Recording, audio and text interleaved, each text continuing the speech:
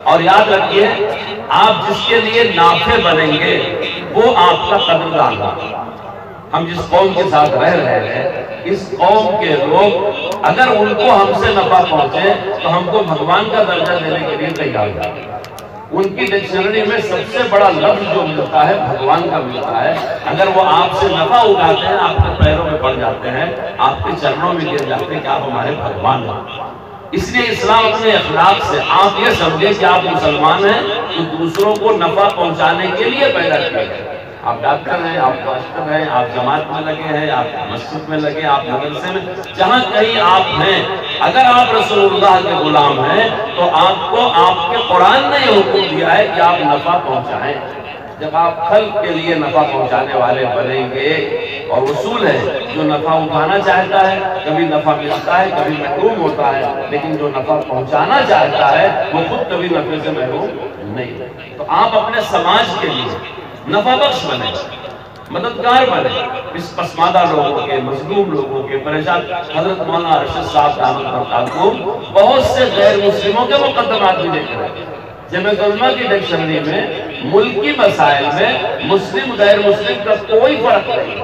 हम हिंदुस्तानी होने की वजह से सब भाई भाई हैं और हम हर मजलूम के साथ कांधे से कांधा मिला करके खड़े हैं। पहले हम उनकी जरूरत पूरा करते हैं क्योंकि हम ईसार से काम लेते हैं। हमको ईसार का हुक्म हमारे कुरान ने दिया, हमारे नबी ने दिया।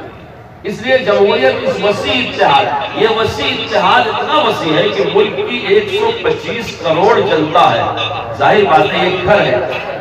जब एक माँ बाप से पैदा होने वाले बच्चों की तरजीहात में, तकाज़ों में, ख्वाहिशात में इख्तिलाफ होता है तो रंग और नस्ल से भरा हुआ ये मुल्क जिसमें 125 करोड़ नफूस बसते हैं, उसमें कितने लोग हैं? एक तबका है जो लहसुन प्याज भी नहीं खाता और दूसरा तबका है जो खंजीर भी खा जाता है। आप गौर करो, एक बहुत बड़ा तबका है जो गैरुल्लाह के सामने सर झुकाने को शिर्क कहता है, लेकिन एक बहुत बड़ा तबका है हर कंकर पत्थर की पूजा करता है। हर 30 किलोमीटर पर हिंदुस्तान का समाज, उसकी बोल, उसकी आपके इलाके में कुलैया और सुजापुरी बोली जाती है। हिंदुस्तान का पंजाबी क्या जाने आते कुलैया सुजापुरी को, लेकिन पंजाबी और अररिया का बाशिंदा एक मुल्क वाले होने की वजह से आपस में भाई भाई है। अगर कभी कोई इख्तिलाफ हो जाए, अगर कोई जबान बोलने वाले कम है, किसी जबान के बोलने वाले ज्यादा है, किसी मजहब के मानने वाले कम है, किसी मजहब के मानने वाले ज्यादा है, एक तरह कपड़ा पहनने वाले कम है, एक तरह, इससे हमारे मुल्क में कोई मुकाबला आ रहा ही नहीं।